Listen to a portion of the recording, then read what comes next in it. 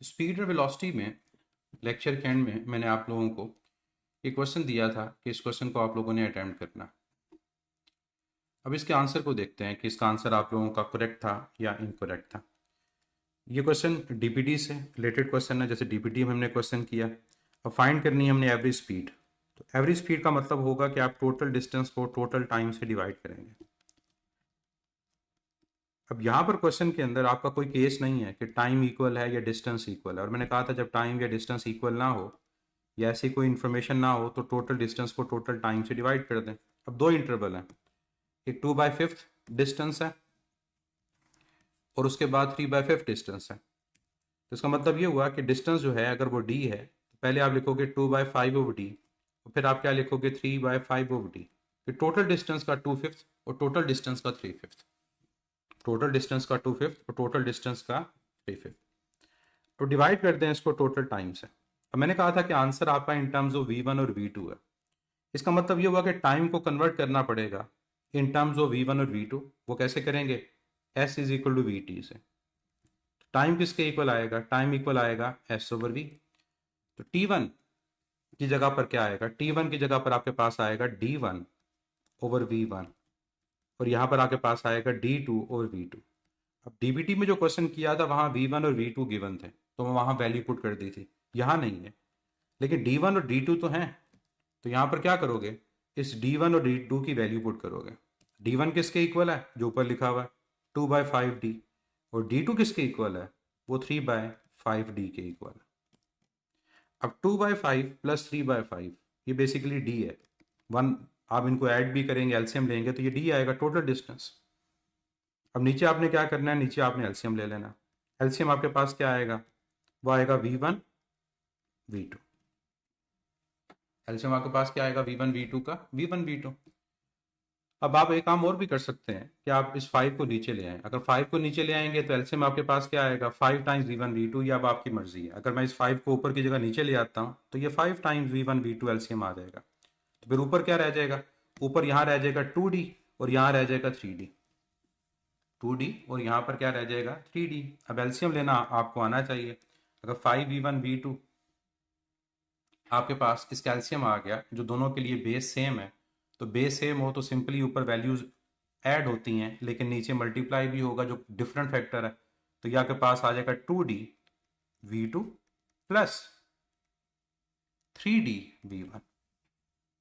अब 2D plus 3D इनको add नहीं कर देना। क्यों? क्योंकि साथ जो V2 और V1 है वो आपके पास क्या है? वो डिफरेंट है।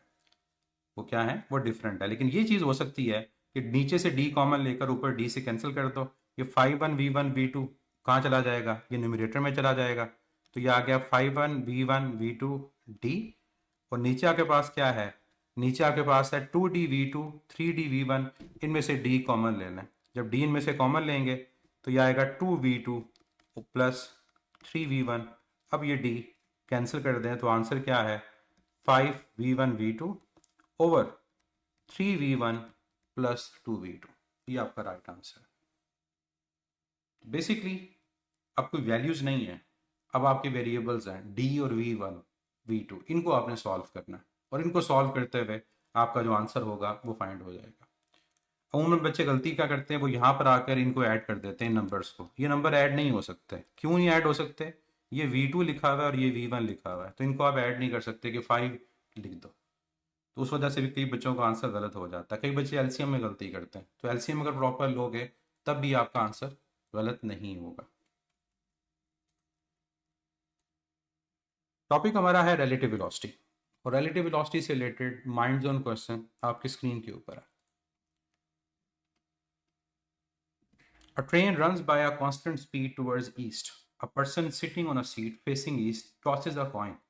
The coin will fall behind him, before him, back to his in hand. क्या आंसर होगा? अगर आप ट्रेन में सफ़र कर रहे हो, ईस्ट की तरफ, वेस्ट की तरफ, कोई भी डायरेक्शन हो सकती है और स्पीड यूनिफॉर्म है और आप एक कॉइन को टॉस करते हो, तो कॉइन वापस क्या आपके हाथ में आके गिरेगा? ठीक है, आपसे आगे गिर जाएगा या आपसे पीछे गिरेगा। और ये चीज़ आप प्रैक्टिकली भी कर सकते हो। कभी आप सफ़र कर रहे हो और आपकी वेलोसिटी यूनिफॉर्म हो तो आप कॉइन को टॉस करो और फिर चेक करो कि कॉइन कहाँ पर जाके गिरता है।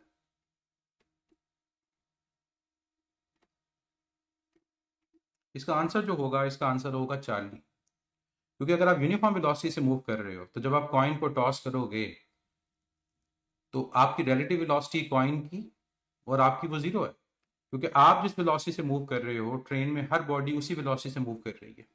तो जब दोनों की रिलेटिव वेलोसिटी को फाइंड करेंगे तो आंसर जीरो आएगा। अब रिलेटिव वेलोसिटी कब होती है?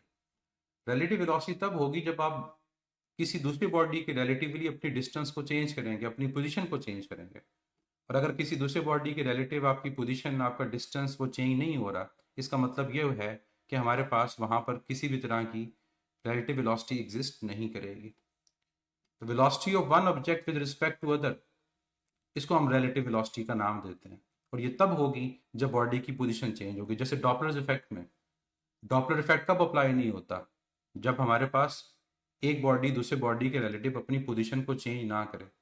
तो क्या ट्रेन में आप कॉइन के मुताबिक अपनी पोजीशन को चेंज कर रहे हो? आंसर होगा नो। तो करेक्ट आंसर आपके पास यहाँ पर क्या बनेगा? Correct answer will be Charlie. This one, back into his hand. अगर एक्सेलेरेट करे फिर आगे गिरता है, अगर डीसेलेरेट कर रहा हो कि ट्रेन ब्रेक लगाए फिर पीछे गिरता है। ये तीन केसेस होते हैं कि यूनिफॉर्म वेलोसिटी के अंदर आपके पास वापस उसी जगह पर आके गिरेगा। अगर एक्सेलेरेट करे तो बिफोर, मतलब आपके आगे, और अगर डीसेलेरेट कर रहा हो तो फिर पीछे गुजरेगा। तो रीजन क्या है इसकी? रीजन इसकी है रिलेटिव वेलोसिटी। एयर इसमें कोई फैक्टर आपका प्ले नहीं करता कि आप कहेंगे एयर की वजह से पीछे चला जाएगा। ये रिलेटिव वेलोसिटी का केस है। अब रिलेटिव वेलोसिटी है क्या? अगर फर्स्ट करते हैं हम एग्जांपल लें कि दो कार्स रोड पे मूव कर रही हैं। एक कार को मैं नाम दे देता हूं कि हमारे पास वो कार ए है और दूसरी कार हमारे पास है कार बी। ए कार की जो वेलोसिटी है वो v, कार बी जो है उसकी वेलोसिटी भी जो है वो v है। अगर दोनों की वेलोसिटी v है तो क्या किसी भी टाइम के ऊपर ये दोनों गाड़ियां एक दूसरे के मुताबिक अपना डिस्टेंस चेंज करेंगी? मतलब फर्ज करें इन दोनों के दरमियान डिस्टेंस मैं कहता हूं कि 1/2 किलोमीटर का है। तो अगर दोनों की वेलोसिटी सेम हो और वो एक डायरेक्शन में मूव कर रही हो तो क्या इन दोनों के दरमियान जो डिस्टेंस है वो चेंज होगा? आंसर होगा नो। क्यों? क्योंकि इन दोनों की वेलोसिटी क्या है? वो सेम है। तो relative velocity is defined as velocity of one object or one body relative to the other body। कि दूसरी बॉडी के रिलेटिव उसकी क्या वेलोसिटी है, ये हमारे पास रिलेटिव वेलोसिटी कहलाती है। तो इस केस में रिलेटिव वेलोसिटी क्या होगी? अगर इसकी वेलोसिटी भी v है, इसकी वेलोसिटी भी v है, तो यहां पर हम जब रिलेटिव वेलोसिटी को देखेंगे तो आंसर क्या आएगा? जीरो। कब रिलेटिव वेलोसिटी एग्जिस्ट करती है, कब नहीं करती? इसकी बड़ी एक सिंपल सी आपको मैं पहचान बता दूं कि अगर दो बॉडीज के दरमियान जो हमारा डिस्टेंस है, दो बॉडीज के दरमियान जो डिस्टेंस है वो सेम रह रहा हो, मतलब वो चेंज ना हो रहा हो, तो फिर हमारी जो रिलेटिव वेलोसिटी की वैल्यू आती है वो जीरो आती है। और अगर दो बॉडीज के दरमियान जो डिस्टेंस है वो चेंज हो रहा है, इसका मतलब वहाँ रिलेटिव वेलोसिटी एग्जिस्ट करेगी। जैसे दो बॉडीज, ये जो दो कार्स हैं, बजाय एक दूसरे की तरफ मूव करने के अगर ये ऑपोजिट डायरेक्शन में मूव करना स्टार्ट कर दें तो क्या फिर इन दोनों के दरमियान फासला सेम रहेगा? आंसर होगा नो। कि लेट्स से अगर ये कार है और ये मूव करना स्टार्ट कर दे टुवर्ड्स लेफ्ट, और जो दूसरी हमारे पास कार है वो मूव करना स्टार्ट कर दे टुवर्ड्स राइट, अब क्या इनमें फासला चेंज होगा? नो। शुरू में जो डिस्टेंस होगा फर्ज करो वो d है, अब जैसे जैसे वो दूर जाते जाएंगे ये डिस्टेंस इंक्रीज करता जाएगा। इस केस में आप कभी नहीं कह सकते कि आपके पास जो रिलेटिव वेलोसिटी है वो जीरो के इक्वल है। तो जब सेम डायरेक्शन में सेम वेलोसिटी से मूव करे तब रिलेटिव वेलोसिटी जीरो होगी। अगर ऑपोजिट डायरेक्शन हो जाए तो फिर ये डिस्टेंस क्या कर रहा है? इंक्रीज। तो तब चेंज इन डिस्टेंस वो नॉन जीरो है, तब रिलेटिव वेलोसिटी भी क्या होगी? वो नॉन जीरो होगी। सर्कुलर मोशन की एग्जांपल लेते हैं। अगर ऑब्जर्वर सेंटर पर हो और एक और बॉडी है वो एक सर्कल में मूव कर रही है, तो क्या यहाँ पर भी इन दोनों के दरमियान कोई रिलेटिव वेलोसिटी होगी? जैसे ऑब्जर्वर और सोर्स की एग्जांपल लेते हैं कि अगर इनमें से एक ऑब्जर्वर है और दूसरा हमारे पास सोर्स है, तो क्या इन दोनों बॉडीज़ के दरमियान भी कोई डिस्टेंस चेंज हो रहा है? नो। क्योंकि अगर बॉडी सर्कुलर मोशन के अंदर है तो सर्कुलर मोशन के अंदर अगर आपके पास एक बॉडी सेंटर पर है और एक बॉडी सर्कल मूव कर रही है, तो इन दोनों में जो डिस्टेंस है वो क्या है, वो आर है। और जो डिस्टेंस आर वो हमारे पास क्या रह रहा है, वो कांस्टेंट रह रहा है। तो डिस्टेंस अगर कांस्टेंट है, डिस्टेंस चेंज नहीं हो रहा, तो यहां भी रिलेटिव वेलोसिटी की वैल्यू वो जीरो के इक्वल आएगी। अब रिलेटिव वेलोसिटी के कुछ केसेस हैं, उनको वन बाय वन बात करते हैं, फिर मैं आपको शॉर्टकट बताऊंगा। सबसे पहले जो जनरल दो केसेस हैं उनकी बात करते हैं। जनरल दो केसेस में पहला केस ये है कि अगर दो बॉडीज जो मूव कर रही हैं उनके दरमियान एंगल 0 हो या 180 डिग्री हो। अब 0 डिग्री का मतलब ये होगा कि दोनों बॉडीज सेम डायरेक्शन में मूव कर रही हैं, तो इन वेक्टर्स के दरमियान एंगल 0 डिग्री है। ऑपोजिट डायरेक्शन जब हो, एक ईस्ट की तरफ मूव करे और एक वेस्ट की तरफ मूव करे, तो तब एंगल कितना है, 180 है। दोनों के आपको आंसर पता होंगे कि जब हमारे पास डायरेक्शन सेम होती है, दोनों बॉडीज ईस्ट की तरफ या दोनों बॉडीज वेस्ट की तरफ, तो रिलेटिव वेलोसिटी फाइंड करने के लिए उनका डिफरेंस लिया जाता है। फिर यहाँ पर आ जाएगा मैग्नीट्यूड, मतलब बड़े में से छोटे को सब्ट्रैक्ट करेंगे, आंसर पॉजिटिव आएगा। या अगर फर्स्ट करें V1 की वैल्यू 100 है, V2 की वैल्यू 120 है, तो रिलेटिव वेलोसिटी कितनी होगी, 120 माइनस 100, 20 आपके पास आंसर आएगा पॉजिटिव। दूसरा केस, अगर एंगल 180 डिग्री हो, अगर एंगल 180 डिग्री हो तो फिर रिलेटिव वेलोसिटी फाइंड करने के लिए उनको ऐड किया जाता है V1 प्लस V2, क्योंकि जो बॉडीज दूर जा रही होंगी हर टाइम के ऊपर डिस्टेंस बढ़ रहा है, तो एक बॉडी को दूसरी बॉडी तक पहुंचने के लिए स्पीड बढ़ानी पड़ेगी, कम तो नहीं होगी। तो डिस्टेंस बढ़ रहा है, रिलेटिव वेलोसिटी आपके पास बढ़ रही है। और ये दोनों केसेस सिमिलर है, इन दोनों केसेस में कोई डिफरेंस नहीं है। दोनों केसेस में एंगल क्या है, 180 डिग्री। और डायग्राम में फर्क है, एक में कह रहे हैं टुवर्ड्स ईच अदर और एक में कह रहे हैं अवे फ्रॉम ईच अदर। तो चाहे वो टुवर्ड्स मूव करें चाहे अवे मूव करें, दोनों केसेस में एंगल कितना है, 180 डिग्री। और रिलेटिव वेलोसिटी का फार्मूला V1 प्लस V2 आएगा। ये केसेस सबसे ज्यादा यूज होने वाले केसेस है। फिर इसमें एक एग्जांपल मैं दिया करता हूँ, ये बड़ी कॉमन सी एग्जांपल है कि हम जब मिरर में देखते हैं तो मिरर में हमें अपना इमेज नजर आता है। तो अगर हम मिरर की तरफ मूव करें स्पीड v से, तो हमारा इमेज भी स्पीड v से हमारी तरफ मूव करेगा। अगर हम मिरर की तरफ स्पीड v से मूव करें तो मिरर में इमेज भी हमारी तरफ स्पीड v से मूव करेगा। तो ये कौन सा केस है, ये सेकंड केस है। और यहाँ पर एंगल कितना है, यहाँ पर एंगल हमारे पास है 180 डिग्री। तो यहाँ पर जब आप रिलेटिव वेलोसिटी को फाइंड करोगे, तो यहाँ रिलेटिव वेलोसिटी आपकी और आपके इमेज की वो कितनी होगी, वो 2v होगी। और अगर आप अवे मूव कर रहे हो तब भी सेम केस होगा, अगर आप मिरर से अवे मूव करोगे तो आपका इमेज भी मिरर से अवे मूव करेगा, तब भी रिलेटिव वेलोसिटी कितनी होगी, वो 2v के इक्वल आएगी। तो ये क्वेश्चन भी कई दफ़ा पूछा जाता है कि अगर कोई ऑब्जर्वर, कोई भी, या आप एक मिरर की तरफ मूव कर रहे हो, फर्ज करो कितनी स्पीड से, 5 मीटर पर सेकेंड से, तो ओवरऑल आपकी और आपके इमेज की रिलेटिव स्पीड क्या है, तो आपका आंसर होगा v प्लस वी, दोनों को ऐड करोगे 2v के इक्वल आएगा। अगर एंगल 0 या 180 ना हो, तो फिर थर्ड केस मोस्टली होता है एंगल 90 डिग्री का। इसमें आप लोग क्वेश्चंस देखते हो, ये रिवर वाले क्वेश्चंस होते हैं कि अगर रिवर आपका फ्लो कर रहा है टुवर्ड्स ईस्ट और एक स्विमर है जो क्रॉस करना चाहता है उस रिवर को, कोई स्विमर है उस रिवर को क्रॉस करना चाहता है। अब क्रॉस करने का मतलब ये होगा कि वो मूव करेगा टुवर्ड्स नॉर्थ या टुवर्ड्स साउथ, टुवर्ड्स नॉर्थ या टुवर्ड्स साउथ होगा। इसका मतलब यहाँ पर एंगल क्या है, अब ईस्ट की तरफ रिवर फ्लो कर रहा है या वेस्ट की तरफ रिवर फ्लो कर रहा है और स्विमर जो है वो मूव कर रहा है उसके परपेंडिकुलर, तो अब एंगल क्या है, 90 डिग्री। तो क्वेश्चन आएगा कि जो स्विमर की रिलेटिव स्पीड है with respect to the flow of water वो क्या है। तो ये स्विमर की डायरेक्शन v1, ये रिवर की डायरेक्शन v2, तो जो स्विमर की वेलोसिटी है विद रिस्पेक्ट टू v2 वो आपका ये वेक्टर होगा, दिस वन। अब आपने ये वेक्टर फाइंड करना है, तो ये वेक्टर कहलाएगा relative velocity of v1 with respect to v2। तो इस केस में अब आपका फार्मूला क्या आएगा 90 डिग्री के केस में, तो ये पाइथागोरस थ्योरम है, और पाइथागोरस थ्योरम रिलेटिव वेलोसिटी का फार्मूला बनेगा v1 square plus v2 square. मैं डायरेक्टली बता रहा हूँ ताकि आपको केसेस के साथ फार्मूलास बताऊं। तो ये v1 माइनस वी सबसे पहले मैंने बताया है, जब एंगल 0 डिग्री होता है, जब सेम डायरेक्शन में मूव कर रहे हो, तब v1 माइनस वी या v2 माइनस v1 यूज होगा। तो फार्मूलास का पता चल रहा है कि हमारे पास डिफरेंस कब लेना है? जब एंगल 0 या 180 हो। सब कब लेना है? 0 डिग्री हो। सम कब लेना है? जब एंगल 180 डिग्री हो। पैथागोरस थ्योरम से रिलेटिव वेलोसिटी कब फाइंड करनी है? जब एंगल हमारे पास कितना हो? जब एंगल हमारे पास 90 डिग्री हो।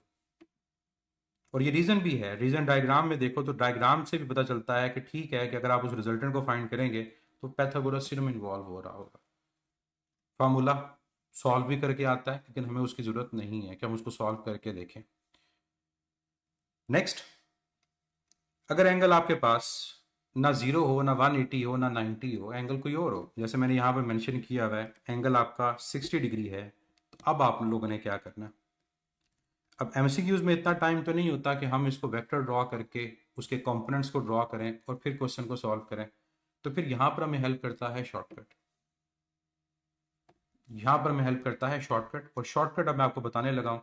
इस शॉर्टकट का फ़ायदा ये होगा कि कोई भी केस हो, आप उस केस को इस शॉर्टकट से सॉल्व कर सकते हो।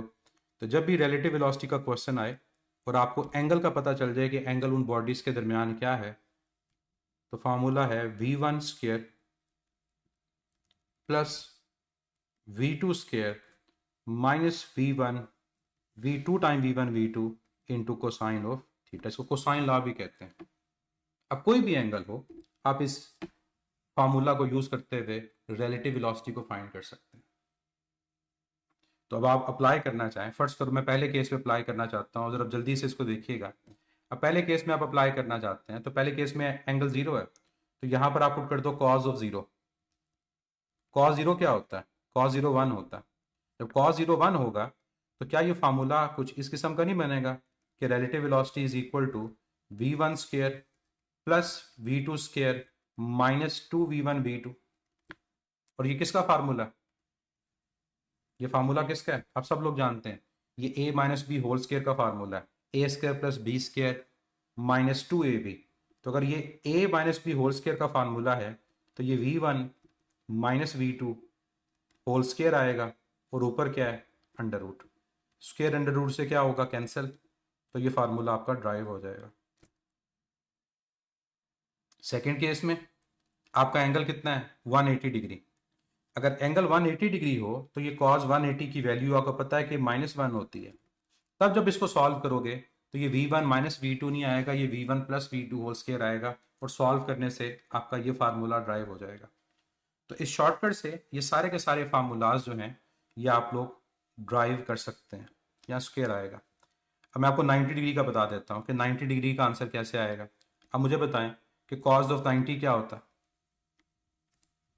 कॉस ऑफ 90 0 होता है।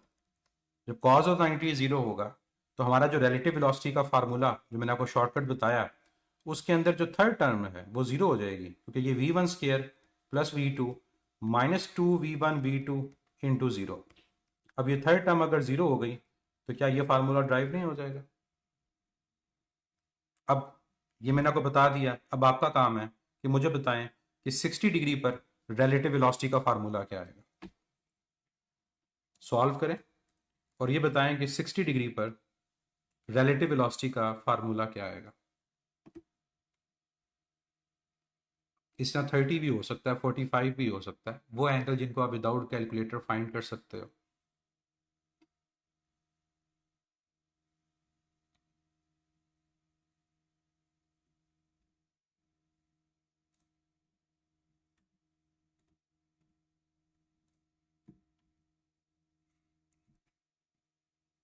जी, v1 square plus v2 square minus v1 v2 बिल्कुल करेक्ट है। ये आंसर आपके पास आएगा, क्योंकि इसमें जो मेन चीज़ आपको है वो cos 60 की वैल्यू है। अगर cos 60 की वैल्यू पता है फिर सॉल्व करना मुश्किल नहीं है। जो cos 60 है वो 1/2 है। cos 60 1/2, और जो बचे cos 30 तो जानना चाहें वो √3/2 है। अब हमें cos 60 के साथ इसको सॉल्व करना है, तो देखते हैं कि हमारा आंसर क्या आएगा। फार्मूला अप्लाई करें, v1 square plus v2 square minus 2v1 v2, तो v1 square plus v2 square minus 2v1 v2, और यहाँ पर आ गया cos ऑफ 60। cos 60 की वैल्यू हमें पता है क्या है, उसको सब्स्टिट्यूट कर दें, वो है हाफ। तो v1 square plus v2 square minus 2v1 v2 into 1/2। 2 से क्या हो जाएगा, वो कैंसिल हो जाएगा और आपका 60 डिग्री के लिए रिलेटिव वेलोसिटी का फार्मूला आ जाएगा।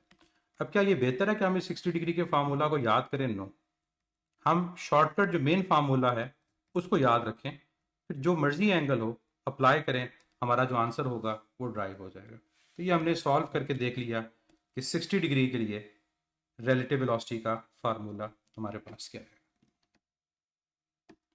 क्लियर? तो आइंदा को रिलेटिव वेलोसिटी का क्वेश्चन आएगा जहां पर एंगल इन्वॉल्व हो तो हम उस क्वेश्चन को सॉल्व कर सकते हैं। 0-180 के अलावा भी अब हमें पता चल गया कि हमने उन क्वेश्चंस को कैसे सॉल्व करना है। और कई दफ़ा इन क्वेश्चंस में रिलेटिव वेलोसिटी गिवन होती है और हमें उन बॉडीज की जो वेलोसिटी है 1 या 2 उनमें से कोई वेलोसिटी फाइंड करनी है। ये भी होता है कि जैसे रिवर वाले और स्विमर वाले क्वेश्चन के अंदर हमें रिवर की वेलोसिटी गिवन ना हो, हमें स्विमर की वेलोसिटी गिवन हो और रिलेटिव वेलोसिटी गिवन हो, तो तब भी हम फार्मूला के अंदर वैल्यू पुट करके जो अननोन चीज़ है उसको कैलकुलेट कर सकते हैं। और जो स्विमर वाले क्वेश्चन के अंदर सिंपल मैंने कहा था कि अगर रिवर फ्लो कर रहा है टुवर्ड ईस्ट और एक स्विमर ने रिवर को क्रॉस करना है तो ऑब्वियसली वो स्विमर रिवर के साथ 90 डिग्री पर उसको क्रॉस करेगा। तो क्वेश्चन है कि what is the relative velocity of swimmer with respect to the river. तो अब आपका एंगल क्या है, 90 डिग्री, और 90 डिग्री के लिए रिलेटिव वेलोसिटी का फार्मूला क्या होगा, v1 square plus v2 square whole under root. अब यहाँ पर अगर आपके डाटा भी गिवन हो कि फर्स्ट करो v1 स्विमर है v2 रिवर है, तो यहाँ रिलेटिव वेलोसिटी का फार्मूला क्या बन जाएगा, यहाँ पर v1 अगर रिवर और v2 आपके पास स्विमर, तो यहाँ वैल्यू पुट करें आंसर आ जाएगा। मैंने कहा कई दफ़ा रिलेटिव वेलोसिटी गिवन होती है, स्विमर की वेलोसिटी गिवन होती है और रिवर की फाइंड करनी होती है, तो आप यहाँ से रिवर की वेलोसिटी फाइंड कर सकते हो, सॉल्व करेंगे आपका आंसर आ जाएगा। बच्चे रिलेटिव वेलोसिटी क्या होती है, एक बॉडी की वेलोसिटी दूसरे के एतबार से कितनी है। जैसे अगर आप ट्रेन में सफ़र कर रहे हो और आपके साथ एक पैसेंजर बैठा हुआ है, तो क्या आपकी और उस पैसेंजर की दरमियान कोई फासला चेंज हो रहा है? नो। इसका मतलब आप उसके रिलेटिव मूव नहीं कर रहे, तो आपकी velocity relative to that passenger क्या है, zero. That is the relative velocity. एक बॉडी दूसरे बॉडी के लिहाज से कितनी स्पीड से मूव कर रही है, that is called relative velocity. अगर दो बॉडी सेम डायरेक्शन में सेम स्पीड से मूव करें तब रिलेटिव वेलोसिटी जीरो होती है। ये हमारा पहला केस था जो मैंने ऊपर आपको बताया। और जो मिरर वाले केस में जिस स्पीड से हम मिरर की तरफ मूव करते हैं हमारा इमेज उसी स्पीड से हमारी तरफ मूव करता है। हम मिरर की तरफ जा रहे हैं, इमेज हमारी तरफ आ रहा है, तो एंगल क्या है 180 डिग्री। तो रिलेटिव वेलोसिटी क्या होगी, v plus we, 2v answer आएगा। चलते हैं इसके कंसोलिडेशन क्वेश्चन की तरफ। अगर आपको चीज़ों का आइडिया हो गया तो इस क्वेश्चन को अब सॉल्व करें। A 150 meter long train moves towards south at a speed of 10 meter per second. A sparrow flying at a speed of 5 meter per second towards north crosses the train. What is the time taken by the sparrow to cross the train?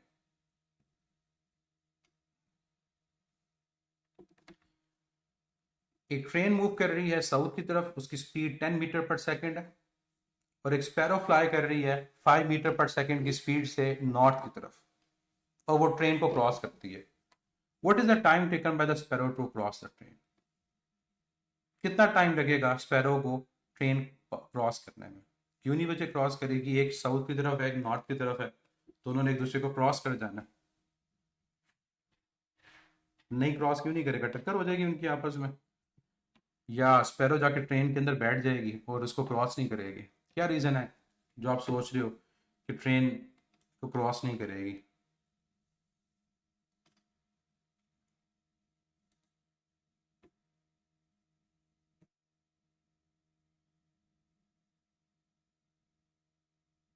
समझना नहीं है बच्चे, read करना है। समझना नहीं है, read करना है, यही तो गलती है।